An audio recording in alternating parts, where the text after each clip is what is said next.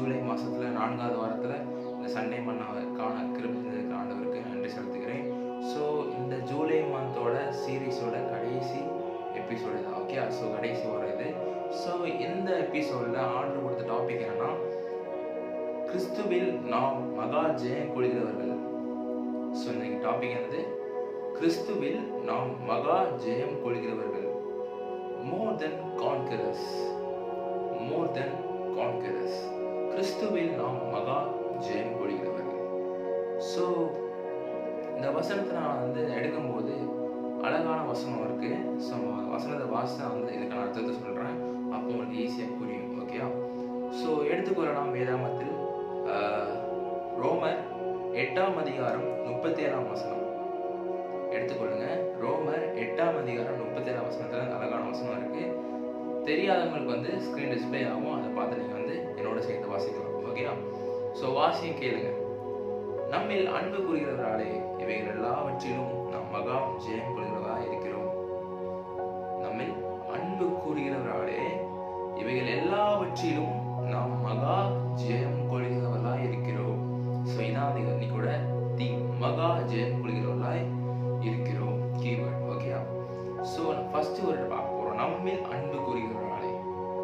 So நம்மிலே அன்பு கூறுகிறவர் யாரு? அது இயேசு மட்டும்தான். ஓகேயா? இயேசு கிறிஸ்து தான் நம்மில் அன்பு கூறுகிறவர். நாம் ஜெயிக்க காரணம் நம்முடைய திறமையோ நம்முடைய பலமோ இல்லை. அப்படிதானே? நம்ம ஒரு இதில் ஜெயிக்கிறோம்னா நம்முடைய திறமையோ பலமோ இல்லை. அதற்கு மேலாக இயேசுவின் அன்பும் அவர் சிலுவையில் செய்த தியாகமும் தான் நம்மளை ஜெயித்த கொடுக்குது. ஓகேயா? அவர் நம்மளுக்கு மனமலர் காட்டுற அன்பும் சிலுவையில் செஞ்ச தியாகம் தான் நம்மளுக்கு என்னது ஒரு மிகப்பெரிய ஜெயத்தை கொடுக்கிறது. ஸோ இரண்டாவது, இவைகள் எல்லாவற்றிலும்னா இந்த வசனத்துக்கு முன்னாடி ரோமர் 8ஆம் அதிகாரம் 35-36 அழகாக குறிப்பிட்டிருக்கோம் என்னெல்லாம் சோதனை வந்திருக்குன்னு. ஸோ பவுல் நிறைய சோதனைகள் அடிக்கிட்டு இருக்காரு. அதை சொல்றேன் கேளுங்க. ஸோ ஃபர்ஸ்ட் என்ன சோதனைனா, உபத்திரவம், நெருக்கம், துன்புறுத்தல், பசி, நிர்வாணம், ஆபத்து, பட்டயம். ஸோ இதெல்லாம் பவுல் குறிப்பிட்ட சோதனைகள். ஓகே, இந்த ரோமர் 8ஆம் அதிகாரம் 35-36 வாசம் பார்த்தீங்கன்னா அந்த சோதனைகள்லாம் இருக்கும். ஸோ இவற்றின் நடுவிலும் தேவன் நம்மை கைவிட மாட்டார். இந்த சோதனைலாம் இருக்கு, ஆனால் இது நம்ம என்ன செய்யாது, பாதிக்காது. ஏன்னா ஏசு நம்மளை என்ன செய்ய மாட்டாரு, அவருடைய ஈஸியாக கைவிட மாட்டார். ஸோ அதனால நாம் எல்லாவற்றிலும் நம்மளுக்கு ஜெயிக்க ஆண்டவர் பலன் தருவார். ஓகேயா? ஸோ மூன்றாவது, நாம் மகா ஜெயம் கொள்கிறவர்களாய் இருக்கிறோம். மகா ஜெயம் கொள்கிறவர்கள் என்பது வெற்றி பெறுவது மட்டும் இல்லை. ஓகேயா? ஒரு குறிப்பிட்ட இடத்துல வெற்றி பெறுவது மட்டும் என்னது இந்த மகா ஜெயம் கொள்கிறவர்களின் அர்த்தம் கிடையாது. இது என்ன அர்த்தம்னா முழுமையான வெற்றி. ஓகேயா?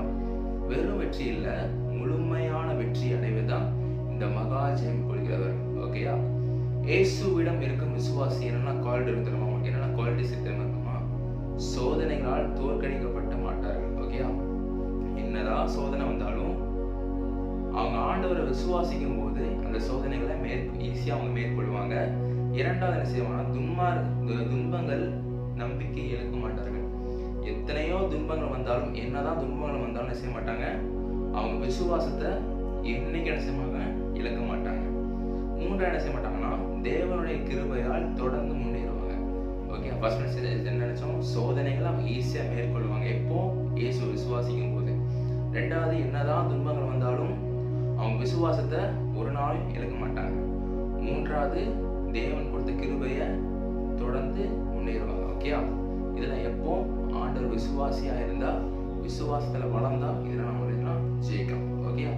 இந்த ஜெயம் எப்படி கிடைக்கிறதுனா, நான் சொல்றேன், இந்த ஜெயம் நமக்கு எப்படி கிடைக்கும்னா, நம்மளுடைய முயற்சியால கிடைக்காது அந்த ஜெயம். ஓகே, நம்ம என்னதான் எஃபர்ட் போட்டாலும் என்ன முயற்சினாலும் இதற்கான பலன் என்ன செய்யாது, ஜெயம் கிடைக்காது. நம்முடைய பலத்தால் என்ன செய்யாது, ஜெயம் கிடைக்காது. கிறிஸ்துவின் அன்பாலும் கிருபையாலும் மட்டுமா இந்த ஜெயம் கிடைக்கிறது. ஓகே, எதனால? கிறிஸ்துவோட அன்புனாலும், ரெண்டாவது கிறிஸ்துவோட கிருபையினாலும் செய்து இந்த ஜெயம் கிடைக்கிறது. அதனால் எந்த சூழ்நிலையிலும் ஆண்டவரை பற்றிக்கிற விசுவாசத்தை செய்யாதீங்க, விட்டுறாதீங்க. ஸோ விசுவாசம் எந்த சூழ்நிலையும் மேற்கொள்ளும். ஆண்டவர் நினைக்கிற விசுவாசம் எந்த சூழ்நிலையும் பிரேக் பண்ணும். ஓகே, அதனால விசுவாசத்தை என்னைக்கு விட்டுறாதீங்க, அது நம்மளுக்கு ஜெயம் கொடுக்கிறது. ஓகே, ஸோ இந்த உலகத்துல சோதனைகள் எல்லாருக்கும் வரும். ஸோ எனக்கும் வரும், உங்களுக்கும் வரும். ஸோ எல்லாத்தையும் சோதனை மேற்கொள்ள